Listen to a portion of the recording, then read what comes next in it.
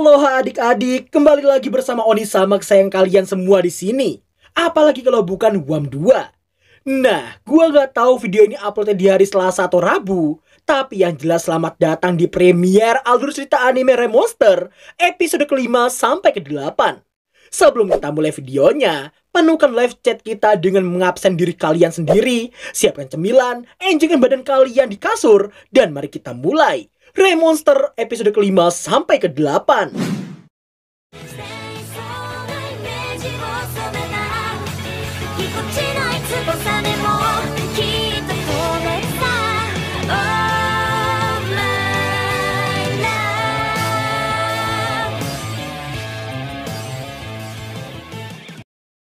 Scene berlanjut di hari ke-61. Apakah Goburo dan Gobukichi yang mendapati 12 prajurit kerajaan manusia yang melintas di wilayah mereka? Setelah Goburo menguping pembicaraan mereka, singkatnya mereka mau menculik putri kesayangan kepala suku elf yang bernama Malfailo Rainfall. Dan informasi tersebut mereka dapatkan dari salah satu elf pengkhianat. Tepat di malam harinya, mereka memulai aksi sesaat setelah rombongan putri Malfailo melintas di sekitar sana. Meski pada awalnya Goburo gak mau membantunya, akan tetapi dia merasa mubazir kalau cewek kawaii putri Malfailo jatuh ke tangan semua prajurit jahat seperti itu. Oleh karena itulah dia langsung berubah pikiran dan memutuskan untuk membantunya.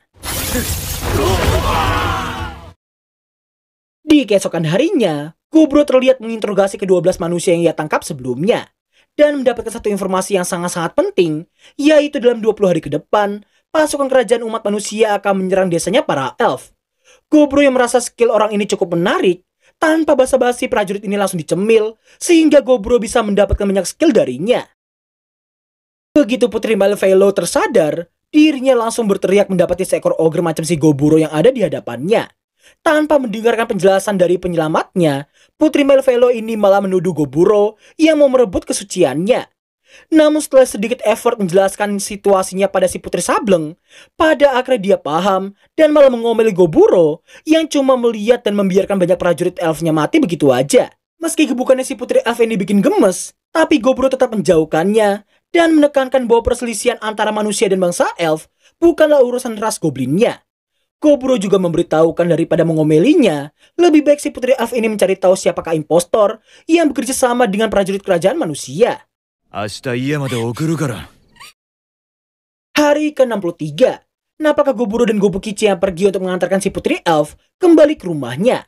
Setelah mendapatkan penjelasan kenapa si putri elf ini bisa punya sayap, Goburo jadi mengetahui bahwa High Elf adalah evolusi dari elf biasa. Dan hal itu membuat mereka bisa memunculkan sayap dan terbang bebas di udara. Setelah 3 jam perjalanan, akhirnya mereka tiba di desa elf. Namun karena rasa Goburo dan Gobukichi adalah ogre, dengan sigap pasukan penembak elf langsung membidik mereka karena takut jika terjadi apa-apa. Melihat hal itu, putri Malfailo pun menghentikan mereka semua dan memberitahukan bahwa Goburo dan Gobukichi adalah penyelamatnya. Setelah itu, ketiganya terlihat menemui kepala suku elf alias bapaknya si Malfailo. Nah, di saat si Goburo yang menolak rasa terima kasihnya dan lebih ingin hadiah, namun hal itu nggak lebih dari ujian dari Goburo yang pengen tahu seberharga apa putri Malfailo bagi bapaknya sendiri.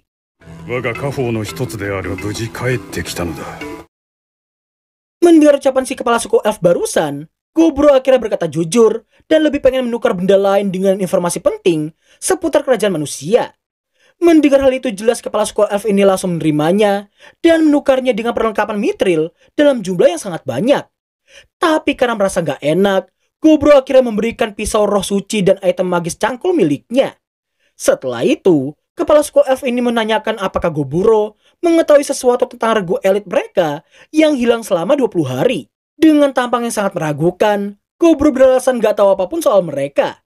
Sebelum pergi dari sana, Goburo dan Gobukichi juga diberi oleh-oleh berupa sebuah obat dan beberapa gentong wine khas bangsa elf.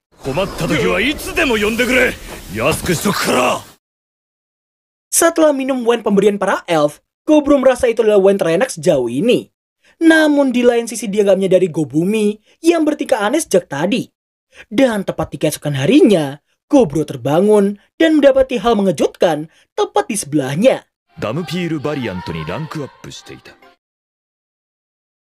Gak cuma Gobumi, ada 8 goblin yang juga telah berevolusi menjadi Hobgoblin. Gobro lalu meminta Gobumi untuk tidak melepas kacamatanya selain saat bertarung dengan musuh mereka. Tocot mate kudasai. Ini para tuyul ijo coklat ngapain megangin bagian itunya sendiri, anjrit. Apakah ini POV viewer gua pas lihat yang melihat wajahnya si Gobumi? Entah kenapa Goburo seperti pernah melihatnya. Alamak, wewew. Setelah menjelaskan skill yang dimiliki oleh Half Earth Lord Gobue, Napaka Gobusato yang juga telah berevolusi menjadi sosok Half Bloody Lord yang bisa mengendalikan darah siapapun menjadi sebuah senjata untuknya. Goburo lalu kepikiran tentang tato di tubuh mereka yang meski pola dan tempatnya berbeda-beda, tapi mereka meyakini kekuatan yang mereka dapatkan saat ini berasal dari tato tersebut. Melihat banyak anak asuhnya yang telah berevolusi, Gobuji ingin memberi nama baru untuk mereka semua.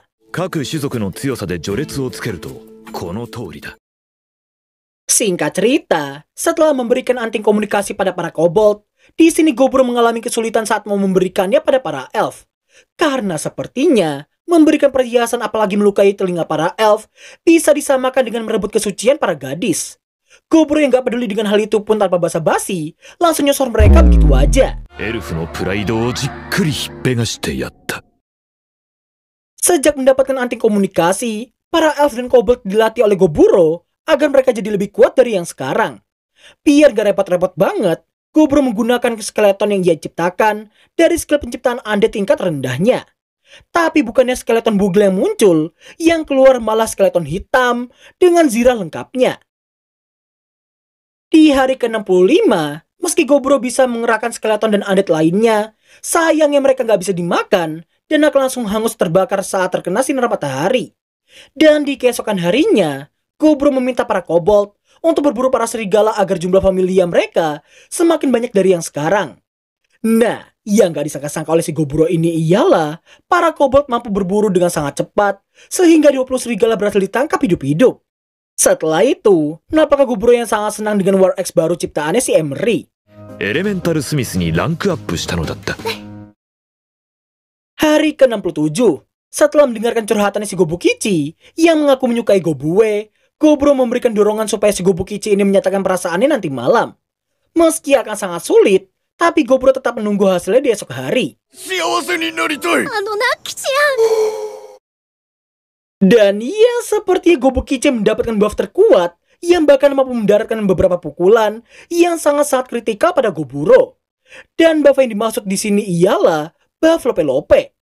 Apa yang gak diketahui oleh Gobukichi ialah Gobue sendiri juga telah curhat hal yang sama ke Gobumi. Dan hal itulah yang membuat Goburo bisa dengan sangat yakinnya mendorong Gobukichi untuk menyatakan perasaannya. Setelah Goburo menemui Gobue untuk melihat situasinya, dirinya memberitahukan bucinannya yang sedang beradu mekanik lawan skeleton miliknya. Selesai latihan, tim Goburo terlihat berburu beberapa monster baru dan membuatnya mendapatkan banyak skill baru juga. Dari sekian banyaknya skill yang ia dapatkan barusan, skill exoskeleton lah yang menarik perhatiannya. Kehebatan skill barunya itu bukan sekedar tampilannya doang. Bahkan Zira itu memiliki fungsi regenerasi Zira dan peredas sentakan. Meski sangat-sangat bagus, tapi penampilannya terlalu mencolok baginya.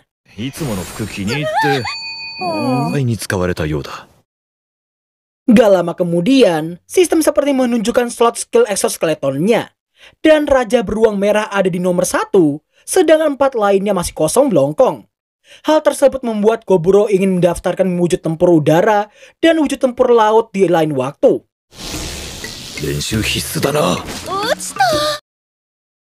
Di hari ke-69, hujan pun turun setelah sekian lama. Karena gak ada kerjaan, Goburo melakukan beberapa kegiatan seperti latih tanding dengan Rubelia, lalu membuat item baru bersama Emery, dibantu dengan 2 elf bernama Kirwe dan Arue yang seringkali datang ke bengkelnya. Sehingga si Goburo ini bisa belajar banyak hal seputar equipment. Dan salah satu ilmunya ialah mithril yang bisa dijadikan amalgam sebelum diproses jadi senjata. Yang bahkan, War Axe barunya tadi pun terbuat dari olahan logam tersebut. Dan di hari itu juga, mereka berhasil membuat sebuah crossbow yang akan diproduksi secara massal karena hasilnya yang cukup bagus.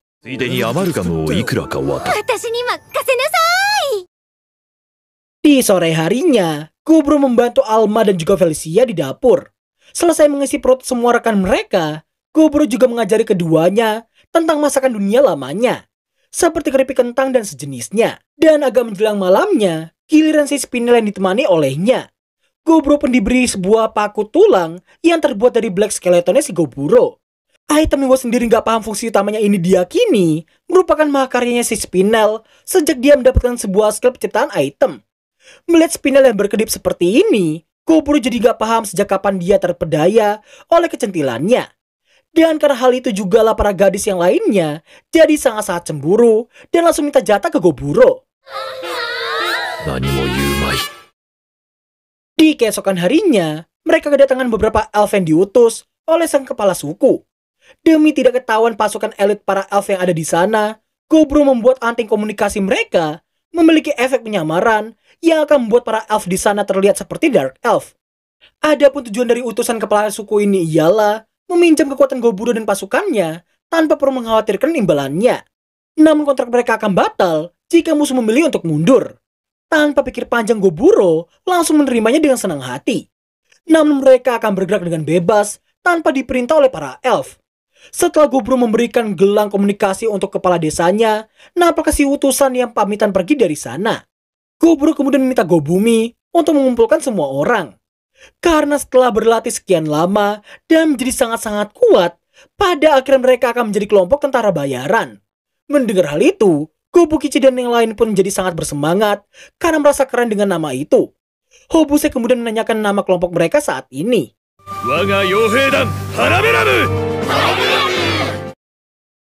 Setelah mendapatkan informasi tentang pasukan kerajaan manusia yang telah masuki hutan Kudel, nampaknya Goburo dan pasukannya yang sedang OTW ke TKP dengan menunggangi 36 familiar dan 73 personel para berumnya. Adapun alasan dibalik Goburo yang mengerahkan pasukannya di pagi-pagi buta seperti itu ialah salah satu cloningannya telah menemukan perkemahan pasukan kerajaan manusia. Setibanya mereka di lokasi yang dimaksudkan, nampaknya Hobuse yang menganalisa dan mengajak mereka semua untuk langsung menghancurkan penghalang tersebut. Goburo kemudian memerintahkan pada semua pasukannya untuk mengepung perkemahan itu supaya nggak ada satupun dari mereka yang bisa lolos dari sana. Setelah Goburo menguatkan skill Gaia Dark-nya menggunakan atribut gemanya, seketika itu pula ini yang terjadi pada mereka.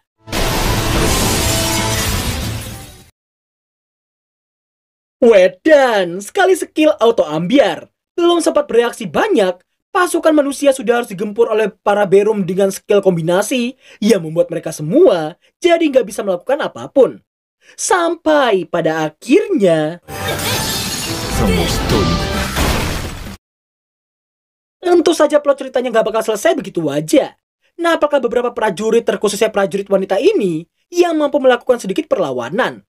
Setelah Goburo mengaum sebagai bentuk tanda salam darinya, si komandan wanita ini langsung mengincarnya dan menerobos pasukan skeleton hitam di sana sembari dibantu oleh pasukannya. Namun yang terjadi... Tanpa mengetahui perbedaan kekuatan yang sudah sangat jelas, si komandan wanita ini menolak tawaran Goburo barusan. Dirinya bahkan menantang Goburo buat beradu mekanik dengannya. Dengan taruhan jiwa raganya akan menjadi miliknya. Sebelum melakukannya, Goburo memerintahkan pasukannya untuk membunuh semua pasukan di sana selain beberapa bawahannya si komandan wanita ini.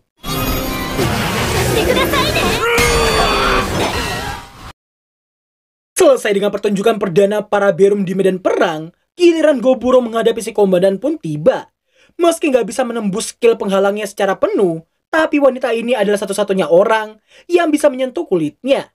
Namun di saat-saat seperti itu, mage yang mensupportnya dari tadi terlihat mengcasting sebuah sihir yang sangat mematikan yang disebut sebagai Naga Agni Rekta.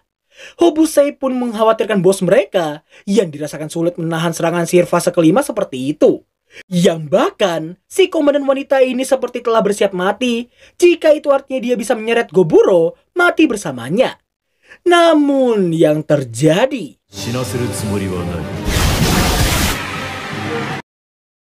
Dengan sangat epiknya si Goburo ini bisa menetralkan skill Naga Agni Rekta tadi menggunakan beberapa kombinasi skill pertahanan yang ia miliki. Goburo pun sangat-sangat senang karena hasil jarahan pada perang perdana para berum bisa mendapatkan petarung hebat macam si Komandan Aduhai yang satu ini.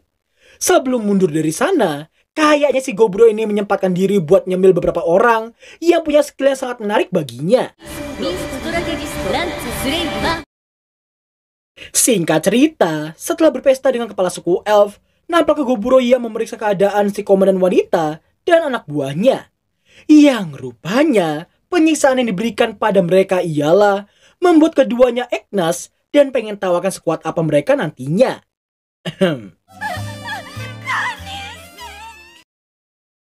Di keesokan harinya, nampak ke Goburo yang memberi anting yang telah dimodifikasi supaya si komandan serta tawanan lainnya jadi nggak bisa mengkhianati mereka semua. Di tengah berpesta, kepala suku yang merasa nggak enak jika para Berum yang terus direpotkan pun berniat ikutan terjun ke medan perang dan meminta 1-2 informasi dari tawanan si Goburo sebelumnya. Dengan imbalan 10 gentong wine khasnya para elf. Setelah Goburo menerimanya, nampak Goburo yang menghubungi kepala suku elf dan putri Malfailo menggunakan gelang komunikasi yang ia berikan sebelumnya. Ya, simpelnya, pasukan kerajaan manusia melakukan penyerangan dengan cara mengepung desa elf dari segala penjuru.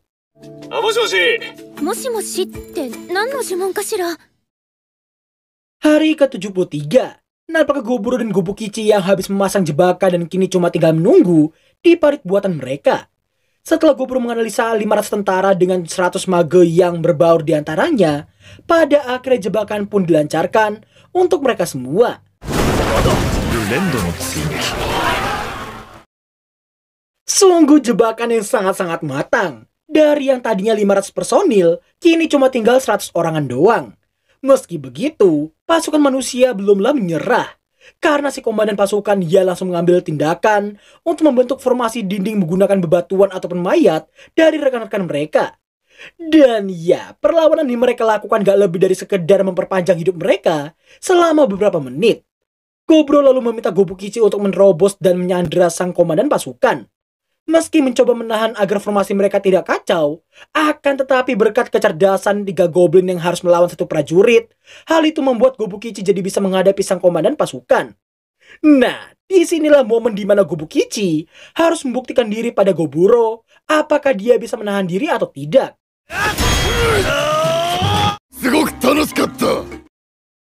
Melihat potensinya si komandan, hal itu membuatnya cuma dibikin pingsan sama si Gobukichi ini. Setelah melaporkan kemenangan mereka pada kepala suku elf, para Berum akhirnya mundur dari sana untuk lanjut ke rencana berikutnya.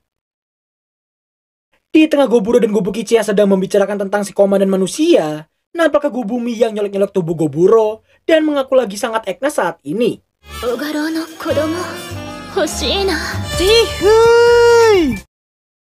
Singkat waktu di hari ke-74, nampak pasukan yang ditawan oleh para Berum sedang sangat mengeluh soal mereka semua yang malah dikurung dan tidak dibunuh seperti yang lainnya.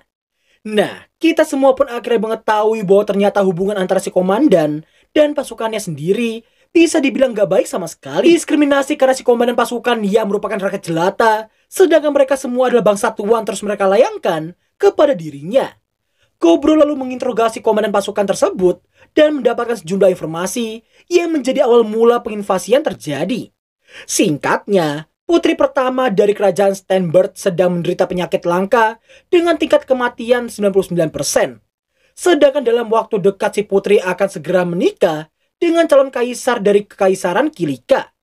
Dan demi mendapatkan obat untuk si putri, pasukan gabungan pun akhirnya dibentuk dan dikerahkan untuk mendapatkan obat rahasia elf yang diyakini adalah berkas setengah dewa penguasa hutan kudel.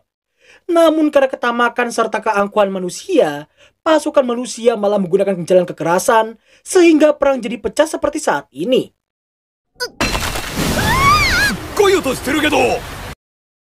Iya, meski scene ini nggak begitu penting dan cuma sebagai penyegar mata doang, tapi oke lah. Intinya si Gobue ini tanpa disengaja menemukan sebuah sumber mata air panas, sehingga koloni mereka bisa memiliki fasilitas baru berupa onsen.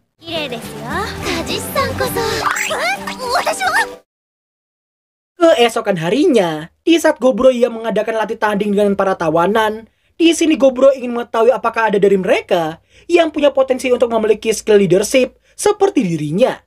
Antara Gobumi dan Hobusei Keduanya sama-sama memiliki bakat pemimpin, tapi kurang dalam pengambilan keputusan serta wibawanya. Sedangkan Hobusato dan juga Gobukichi yang memiliki otak otot langsung tumbang meski cuma sekedar latih tanding catur doang. Setelah si komandan pasukan manusia yang punya nama Steel Crowback ini berhasil menghabisi skeleton hitamnya si Goburo, apakah dia yang mengajakin Goburo buat latih tanding dengannya? Setelah menerimanya, Goburo terlihat memberinya skill pelindung agar Steel Crowback ini tidak langsung mati saat diserang olehnya. Di tengah Goburo yang masih menyembuhkan si Steel, Gobukichi yang melihat semangat dan skillnya si Steel tadi pun langsung membuatnya ingin bertarung juga dengannya. Di tengah jam istirahat, apakah Steel yang memberitahukan bahwa dirinya berasal dari daerah yang mayoritasnya adalah Ajin dan demi-human. Itulah kenapa Steel bisa lebih santai dengan Goburo dan kawan-kawannya ketimbang sama para bangsatuan. Dirinya bahkan gak paham kenapa para bangsatuan itu sangat-sangat membenci ras Ajin serta demi-human. Melihat koloni Goburo yang berisikan berbagai macam ras yang hidup berdampingan, hal itu membuatnya bisa merasakan sekeras apa perjuangan yang dilakukan oleh si Goburo sebagai pemimpin di sana. Setelah Steel menetapkan tekadnya, dirinya mengaku akan berhenti menjadi kesatria kekaisaran dan lebih pengen berjuang sebagai bawahannya si Goburo.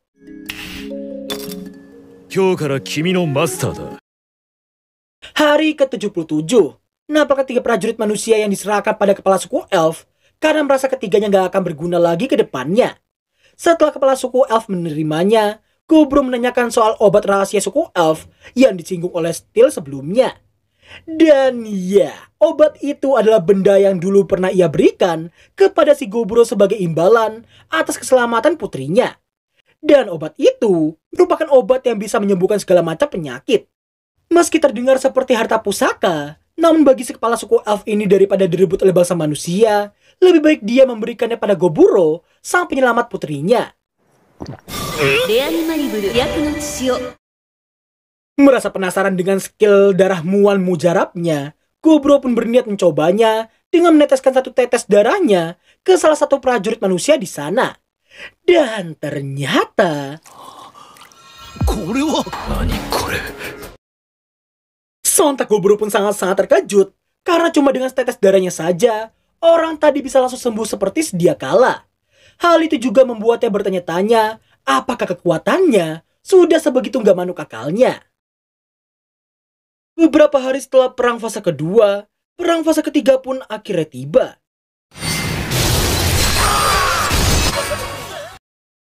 Brutal edan. Setelah menembus tubuh komandan pasukan fase ketiga, Goburo menggunakan skill Zenpass-nya untuk menghabisi semua prajurit, disusul dengan para Berum yang menerobos maju dan berhasil memenangkan pertempuran cuma dalam 20 menit saja.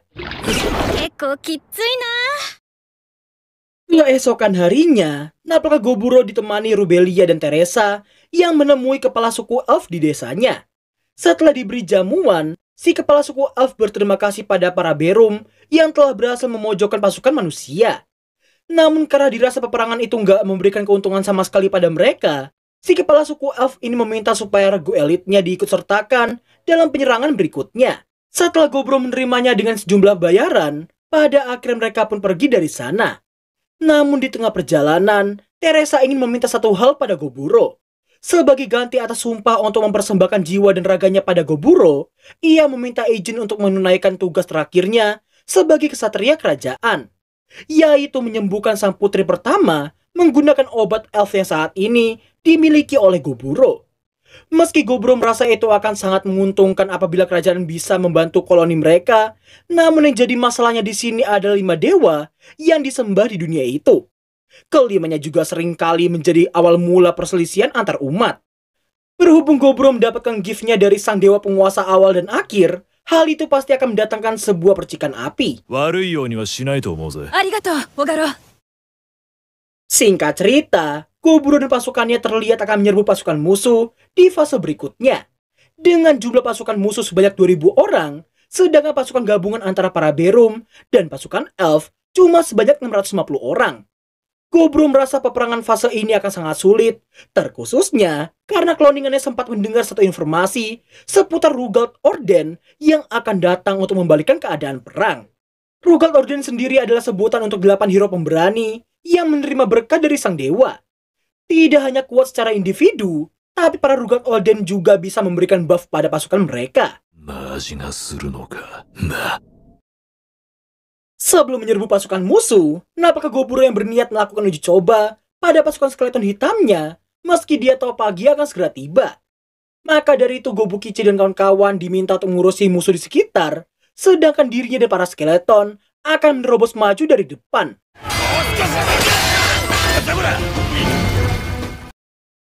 Daryl berotak Senku, bermodalkan skill cloningannya yang diubah menjadi seonggok slime, Goburo bisa melapisi pasukan skeletonnya sehingga sinar matahari sudah bukan kelemahan mereka lagi. Sebelum kita melihat ulti barunya si Goburo, napakah scene yang berpindah dulu ke dua prajurit yang sedang mengawal seorang Rugal Orden, sang hero serangga wabah bernama Filippo.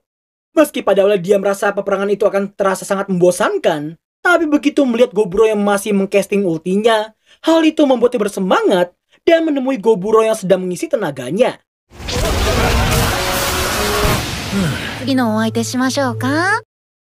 Meski tampilannya kayak Sota biasa, akan tetapi ekspresinya langsung berubah karena merasa Goburo yang so asik dengannya.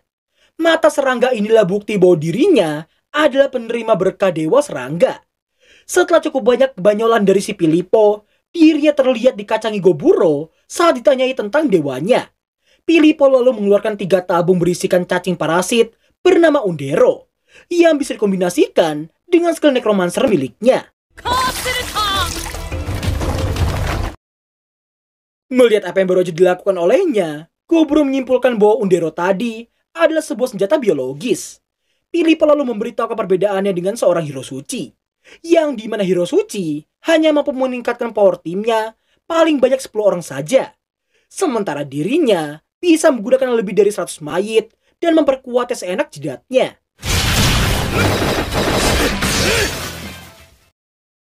Singkat cerita, setelah bermain-main dengan Goburo menggunakan pasukan serangganya secara auto dan manual, napakah Filippo yang mengerahkan sejumlah sihirnya hingga tekanannya bisa dirasakan oleh Gobukichi dan para Berom dari kejauhan.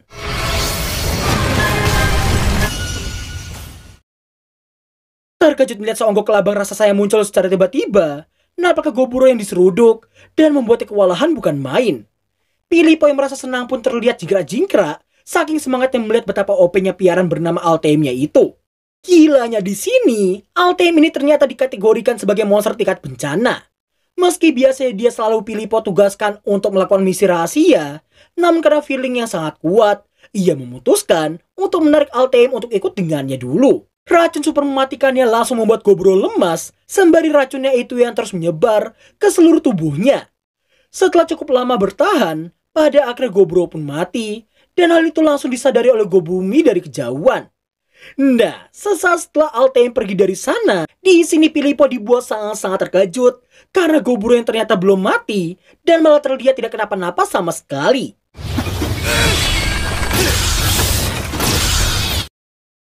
Setelah Goburo menolak untuk memberitahukannya alasan kenapa dia bisa pulih sepenuhnya, Filippo yang udah gak bisa manggil si Altaim pun membuatnya terpaksa menggunakan senjata rahasia nomor satunya. Tapi sebelum ia menggunakannya, Filippo mengenalkan dirinya sekali lagi. Filippo Bert Locarta adalah nama lengkapnya, dan dirinya adalah orang terkuat ketujuh di negaranya.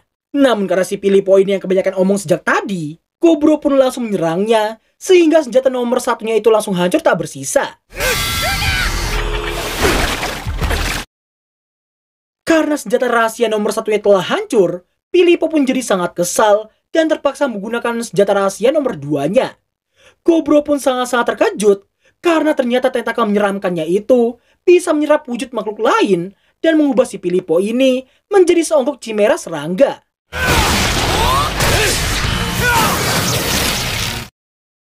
Setelah menghindari serangannya si Goburo barusan, Filippo mengaku sangat-sangat terkejut karena meskipun si Goburo ini belum mencapai epic awakening-nya, tapi dirinya sudah punya kekuatan yang setara dengannya. Melihat Goburo yang gak tahu apa itu epic awakening, Filippo ogah ngasih tahu karena sebelumnya dia terus-terusan dikacangin olehnya. Goburo kemudian meminta izin untuk menggunakan baju yang dirasa 11-12 dengannya.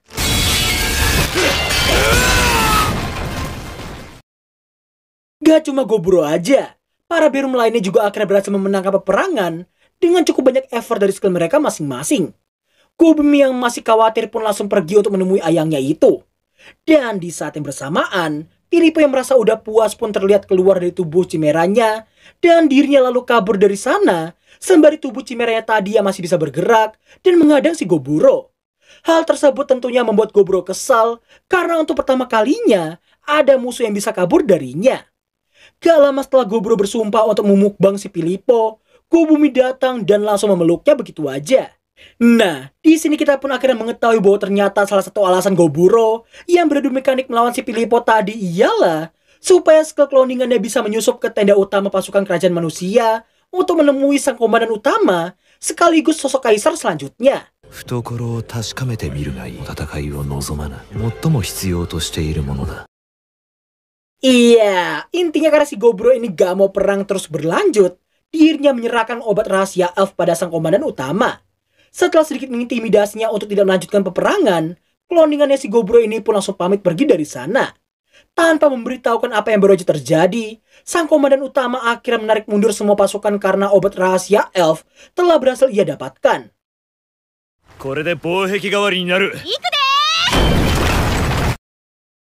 Setelah peperangan berakhir, nampaknya mereka yang mendapatkan beberapa tawanan baru. Di saat Goburo yang berpapasan dengan dua prajurit manusia, dirinya meminta keduanya untuk segera pergi dari sana karena perang telah berakhir.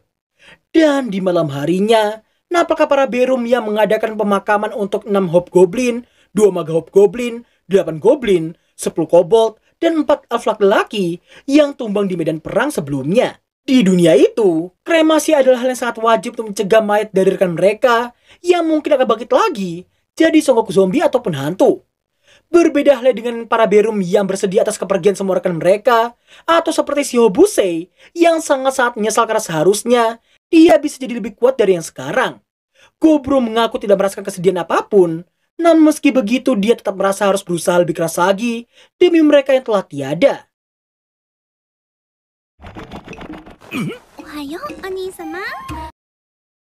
Melihat si Hobufu yang mengeluarkan aroma yang sangat-sangat busuk, Goburo pun langsung menyadari berkat peperangan kemarin, banyak dari anggotanya yang telah berevolusi.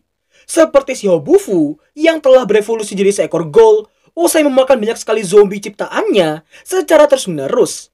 Lalu ada si Hobuji yang telah berevolusi menjadi sosok half Sand Lord yang membuatnya bisa menyembuhkan pasiennya dengan lebih cepat lagi. Tapi gak cuma itu aja, bahkan si Hobuji ini juga mendapatkan sebuah skill pelindung bernama Selfield yang mampu menahan pukulan Goburo sebanyak 20 kali.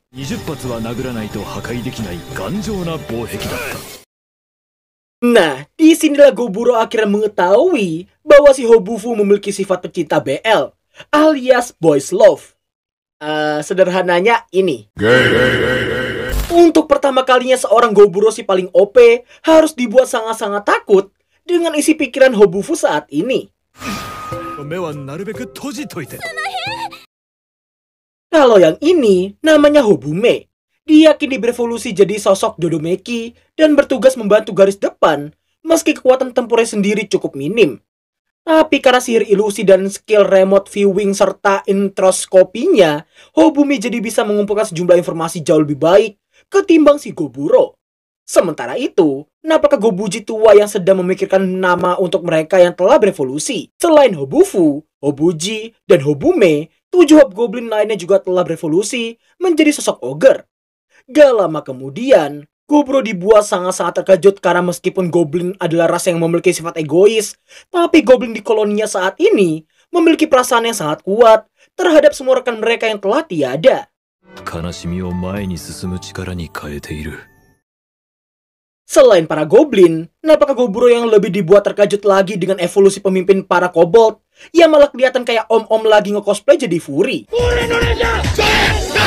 Kisah si leader Kobold yang memberitahukan nama aslinya, Goburo jadi teringat dengan Gobuji yang mengajarkan tentang nama asli yang merupakan nama khusus dari individu yang telah mencapai tingkat tertentu dan dilarang keras untuk diberitahukan pada orang lain karena takut jika mereka akan terkena mantra yang menggunakan nama asli sebagai perantaranya. Ini juga lah yang menjadi alasan utama kenapa si Gobuji seringkali memberi nama ala kadarnya kepada Goburo dan kawan-kawannya.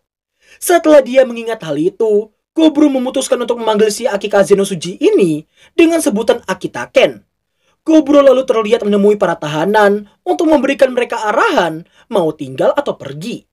Di antara para tahanan di sana, ada 3 monster idiot yang so OP dan merasa ogah buat disuruh-suruh oleh seekor ogre macam si Goburo. Provokasi tersebut membawa mereka sampai pada titik menantang si Gobumi yang dikira sebagai pemimpin koloni tersebut untuk beradu mekanik dengan mereka bertiga. Namun setelah mereka tahu Goburo lah pemimpinnya, seketika itu mereka langsung meremehkannya dan membuat Gobumi hampir kehilangan kesabarannya. Demi memuaskan rasa angkuh mereka, Goburo meminta 2 sosok yang dianggap paling kuat itu untuk menyerangnya sekaligus.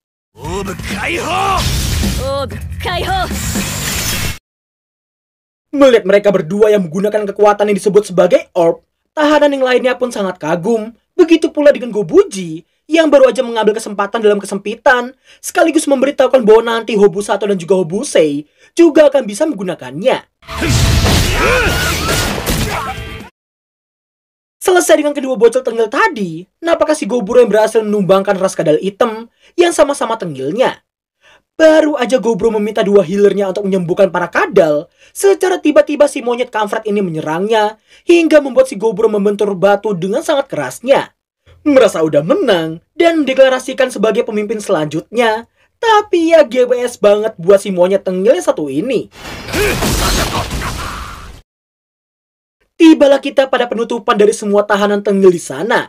Di sini si Goburo dibuat sangat-sangat emosi bukan main ketika melihat waifunya yang sedang dirayu oleh seekor half dampir berotak sengklek. Sampai pada akhirnya, setelah menyembuhkan si half dampir dengan skill darah muan mujarabnya, nampaknya 3 ajin lainnya yang malah berterima kasih karena telah diselamatkan, bahkan disembuhkan oleh kelompoknya Goburo. Maka dari itu mereka tak akan mungkin melakukan hal yang sama seperti yang dilakukan oleh para geng tengilers tadi. Baru aja Goburo merasa senang karena ada ajin waras kayak mereka bertiga. Sayangnya kesengklekan half dampir tadi semakin menjadi-jadi setelah ia merasakan darahnya si Goburo tadi. Demi bisa menghindari genre BL di anime ini, Goburo dan Gobumi pun langsung pergi meninggalkannya begitu aja. Dan pada akhirnya, koloni mendapatkan 50 anggota sementara. Singkat cerita, setelah melihat pelatihan geng tengilers dan mengantarkan para dwarf untuk membantu pekerjaannya si Emery, nampaknya Goburo yang melatih skill sintesis yang baru kemarin ia dapatkan. Selain belajar tentang sintesis orb, Goburo juga terlihat mencoba skill Chaos of the Dead-nya, tapi karena monster yang keluar itu tidak bisa ia kendalikan, Goburo pun langsung menghabisinya begitu aja.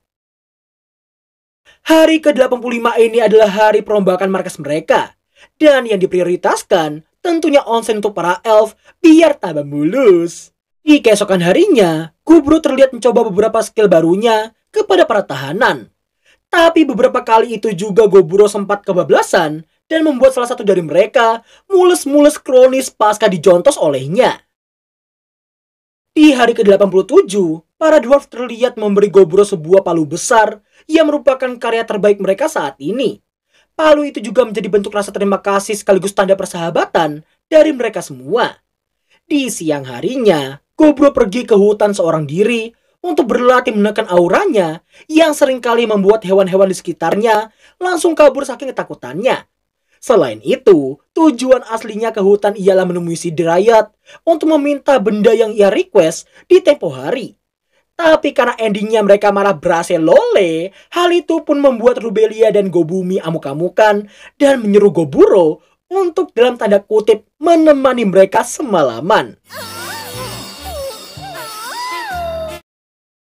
Keesokan harinya, nampaknya Goburo yang memulai berkebun dengan bibit sihir yang diberikan oleh si Dryad sebelumnya. Di hari yang sama, beberapa anggota sementara terlihat pamitan untuk pulang ke rumah mereka masing-masing. Gak cuma mereka, para kesatria bangsatuan yang mereka tahan pun juga telah dibebaskan, tapi dengan pencucian otak supaya si Goburo bisa mendapatkan sejumlah informasi yang sangat-sangat penting langsung dari dalam. Setelahnya, kepala suku elf juga terlihat mengundang Goburo dan para Berum untuk party-party di perjamuan Luthorf-nya para elf.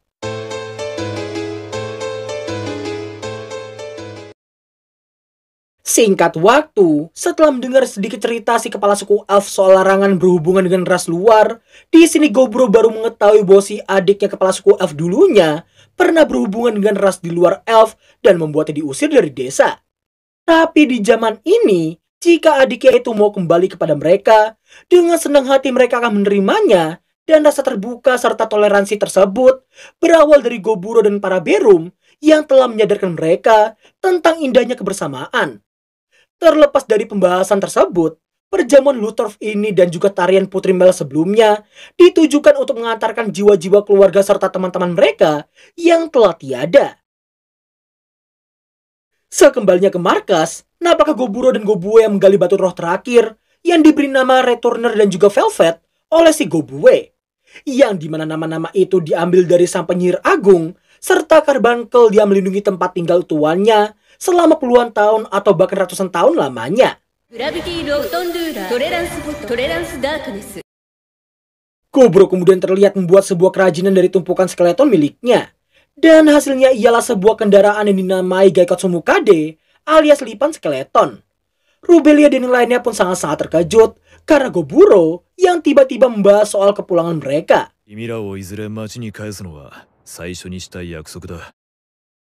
Di hari ke-91, nampaknya gedung pemandian yang akhirnya telah selesai. Beberapa anggota sementara pun pamitan pulang setelah membantu pembangunan di koloni. Sementara itu, nampaknya si Rubelia yang sangat tidak fokus saat sedang berlatih dan langsung ditegur oleh si Steel. Karena jarang sekali berurusan dengan wanita, Steel cuma bisa mengatakan bahwa bos mereka 100% bukan mengusir Rubelia dan kawan-kawannya. Di keesokan harinya nampaknya Goburo yang membantu persiapan kepergian para gadis. Mereka terlihat melooting hasil alam di sana untuk dijual di kota. Dan di hari ke-93-nya, koloni mengadakan party penyambutan untuk semua anggota baru yang memutuskan untuk tinggal di sana. Ketiga monster tengil yang punya nama Netsuke, Fuki, dan juga Genki ini memutuskan untuk tinggal di sana juga. Di keesokan harinya, nampaknya Goburo yang membagi koloni menjadi 5 kelompok. Sembari sini menampilkan semua member dari setiap kelompoknya, Goburo menyampaikan 4 hal yang sangat-sangat penting pada mereka semua, yaitu mencari informasi dunia luar sebanyak mungkin, menyelesaikan masalah mereka sendiri, semua anggota kelompok harus naik level sebanyak mungkin, dan yang paling penting adalah jangan sampai ada satupun dari mereka yang mati di luar sana. Adapun beberapa member koloni yang tinggal ialah si Hobufu dan juga Gobuji. Dan pada akhirnya, mereka pun berpisah dan membuat koloni akan jadi sangat sepi selama mereka pergi menjelajah dunia luar. Meski Goburo sendiri juga merasa sedih, namun semua monster baru di luar sana telah menanti buat dimukbang olehnya. Dan berakhirlah alur cerita anime Remonster episode ke-5 sampai ke-8. Thank you banget buat yang masih stay sampai ending. The real bestinya WAM 2 cuy. Gimana? Lebih enak kita jadiin premiere atau video biasa guys? Coba kasih tahu di live chat atau kolom komentar ya. Nah, berhubung Remonster udah kelar, artinya kita bisa pindah ke anime Mao no Ore. Kapan gua upload, kalian sabar aja cuy. Tapi mungkin kalau nggak ada hambatan, gua bakal upload di tanggal 4 Juni. Bisa lebih cepat, bisa lebih lama ya. Tergantung, soalnya gua udah ketinggalan cukup banyak guys. So, daripada kalian lumutan dengerin closingan gua, mari kita sudahi premiere hari ini. Thanks buat yang udah nonton sampai akhir. Kalau gua ada salah kata selama video berlangsung, mau itu opening, isinya, ataupun ending ini, tolong jangan tersinggung dan anggap itu sebagai guyonan semata. Thanks for watching dan sampai jumpa di episode berikutnya. Bye-bye.